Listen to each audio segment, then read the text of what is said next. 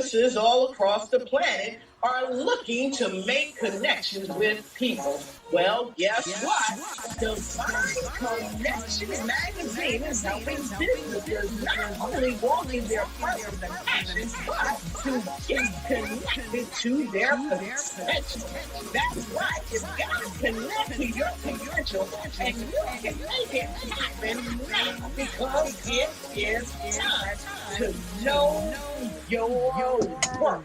As you get connected to people all across the planet, Divine Connections magazine will make it happen.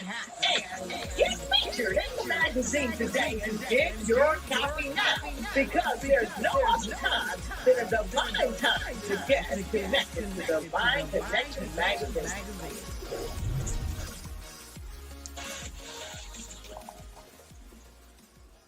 Yeah. Welcome to Dove and Dragon Radio. I'm your host, M.L.Ruscsak. I'm here with special guest, Egle, and she's an independent author. Welcome. Thank you. Now, I'm not going to try to butcher your last name, but you have the book out, I'd Rather Die an Artist, Don't Hate the Player. That's one of them. Yes. So what led you into writing? Well, the Don't Hate the Player, it's coming out August 8th. And what led me to start writing is just, I had like a lot of things happen all at once in 1 year. And I was like, this feels like a movie or a book or something. And I kind of just wrote it like almost rapidly for the first draft. And then it was a process to edit. But I've always loved literature and writing and took writing classes in college and stuff. So I don't know, I didn't expect to ever write a book, but I ended up doing it. Yeah, we never expect to write a book. There's very few people out there that say, when they're in high school, go, I want to be an author. We don't do that. We go, we want to be a doctor, we want to be whatever. An author is not usually something that we say we want to be. Yeah, and I remember being in college classes, our professors would talk about, here's how you submit your work, and here's how, you like, some of them would talk about like book deals and stuff, and I was just like, wait, what? Is that why I'm in this class? So I can be an author? Like, I thought I'm just here to learn how to be a better writer with like no other results of that, because yeah. It just seemed like a really good skill for me to have. So yeah, I'm glad I started writing though. What were you originally in college for? Well, I was just interested in all kinds of art.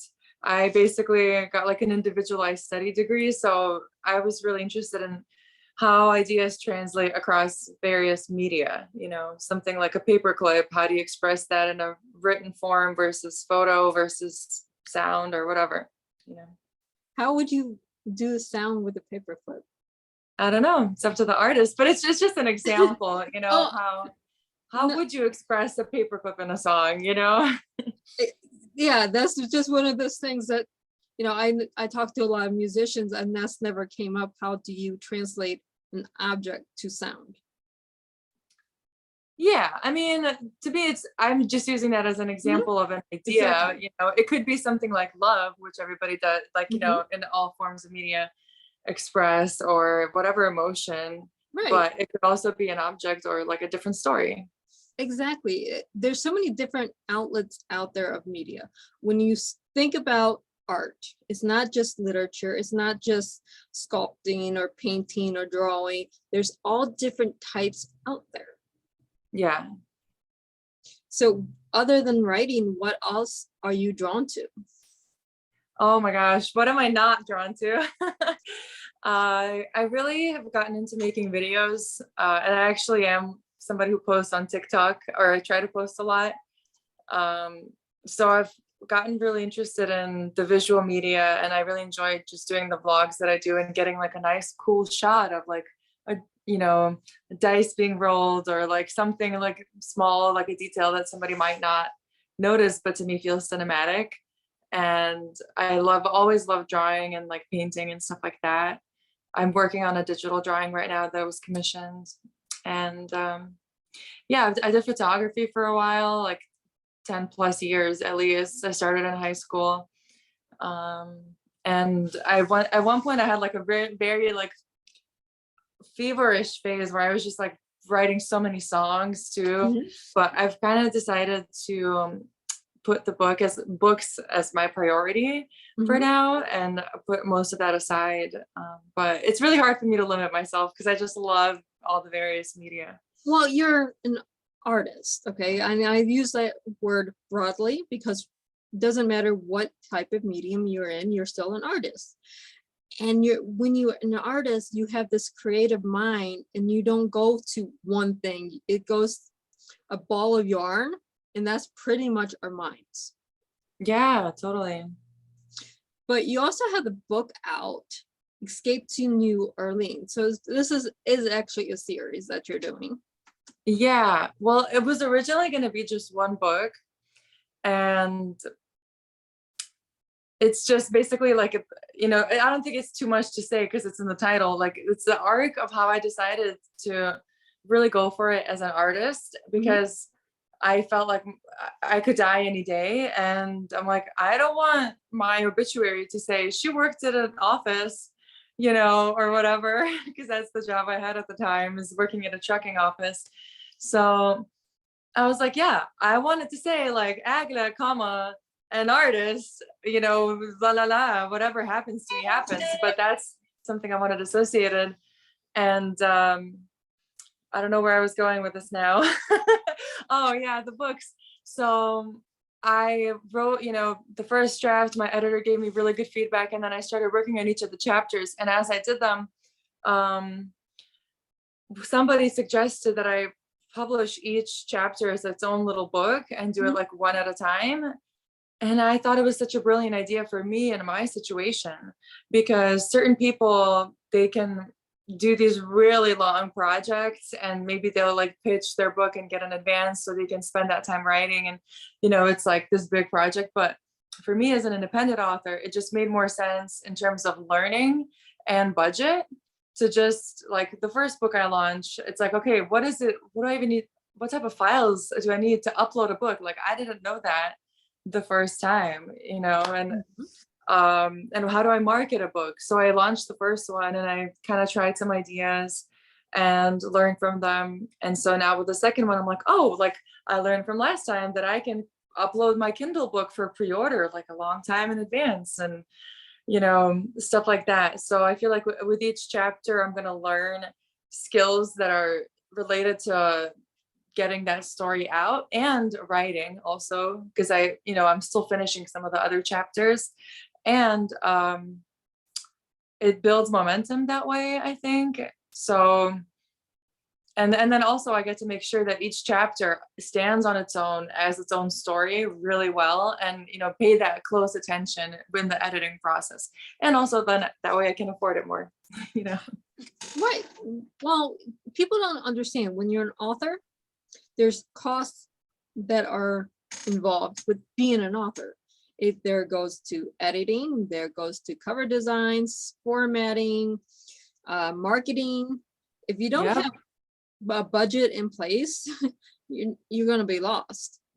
Yeah. And you have to figure this out. And the first time you do it, you don't know any of this. And there's a lot of people out there that'll give you misinformation. Yeah. So doing it the way you're doing it is good for you because you're learning, but at the same time, you're building momentum for your other books. And then you can always take all of your chapters once you get it all done to where you're satisfied and make it into its own book there too.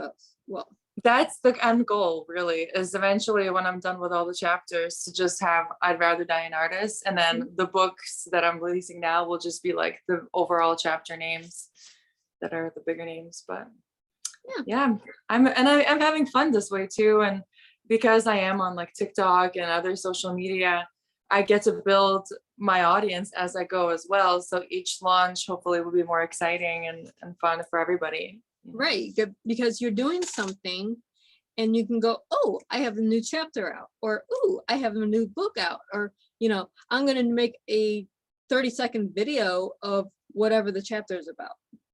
Yeah, totally. And a lot of people, I did a little bit of research because my editor explained to me that I can do a query letter and pitch my book to various publishers. Mhm. And then from not a lot of research, but from what it seemed like to me, you have to do a lot of promotion yourself, even if you do have a book deal. You have to go Exactly. out there and promote yourself. So I'm like, well, if I can figure out all these different ways to promote myself and just set it up and create the events myself, I get to keep all the profit basically, and since I am like interested in various media, like there's some steps I could do myself, but I do like to outsource as much as I can with the budget that I have. But yeah, it's hard work either way. Like that's why we don't hear about every book that's ever out. It's the people that continue to spread the word about their work. Exactly.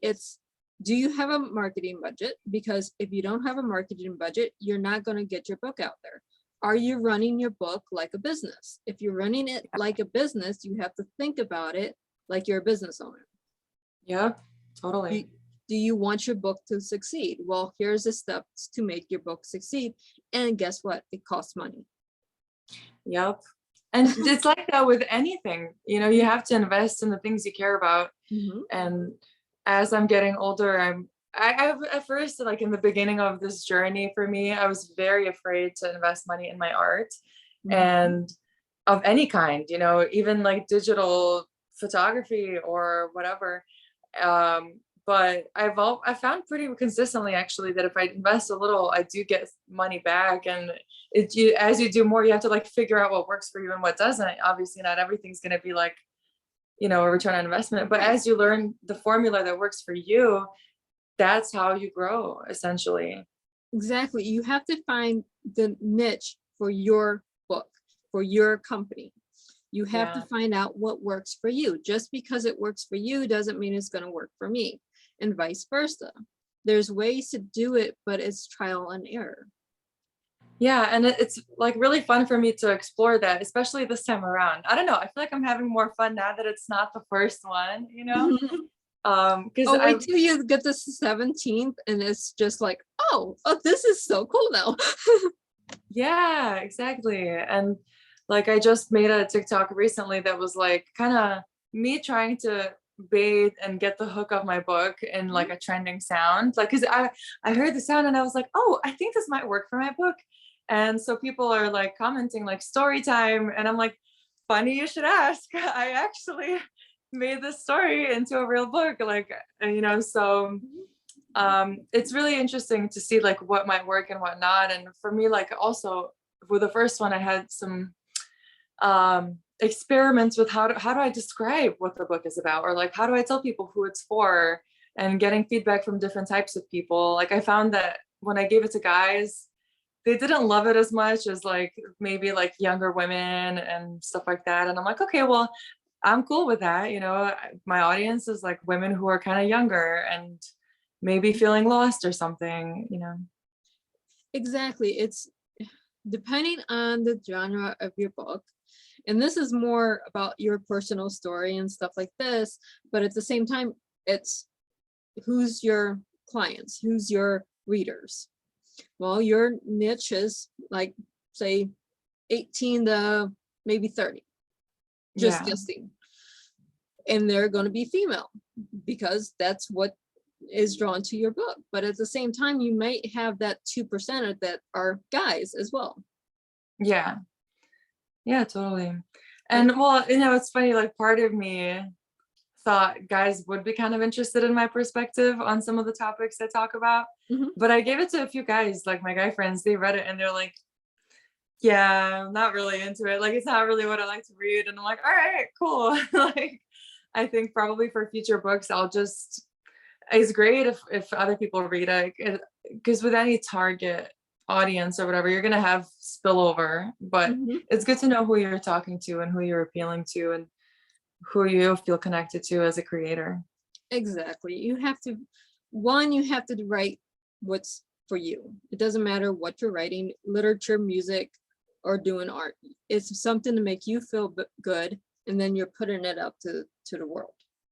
Yeah, totally. That's the first step. Don't write something because you think your audience is going to read it when it doesn't even inspire you. Yeah.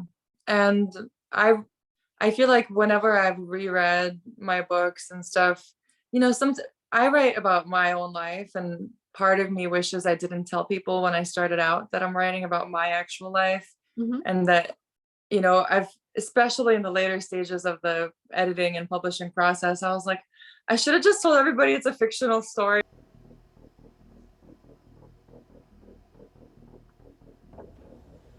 Divine Connection Marketing is a 500 Fortune company. They always connect you to the right connection. Check them out.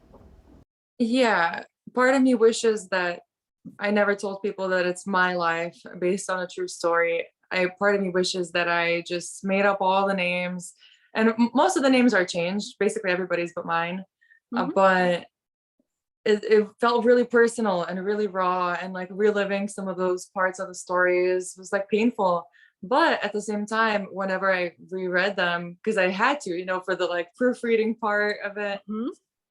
I also did make myself laugh, and I did have these like emotional reactions to the words on the page, and I'm like, oh my God, I can't believe I did this, or like, I can't believe this happened. And it is very vulnerable and raw to know that that's out there. But as of like, it's because this was in 2017 that this journey kind of started, and these books were about that year.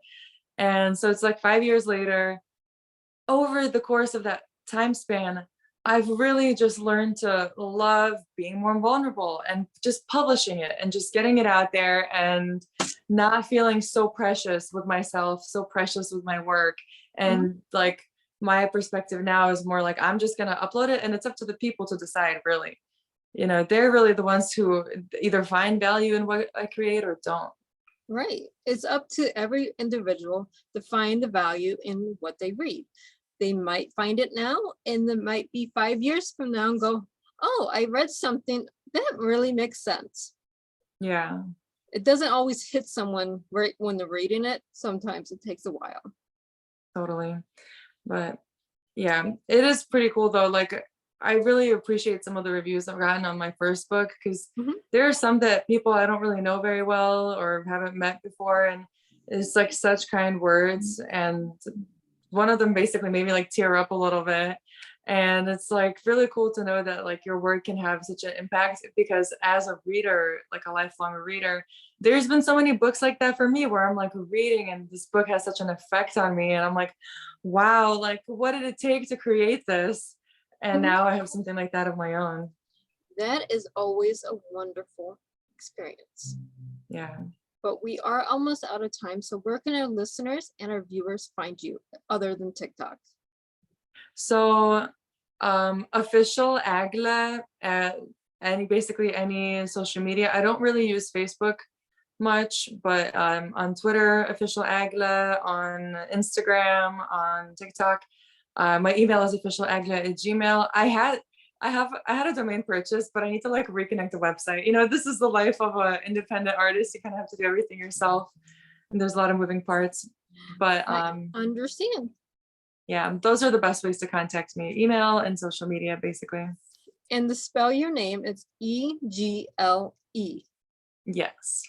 because not everyone can see the little comment section with your name on it. Oh yeah, true. It's like eagle with no A's. Exactly. But so it was so much fun having you on the show today. Thank you. And for our viewers and our listeners, happy reading.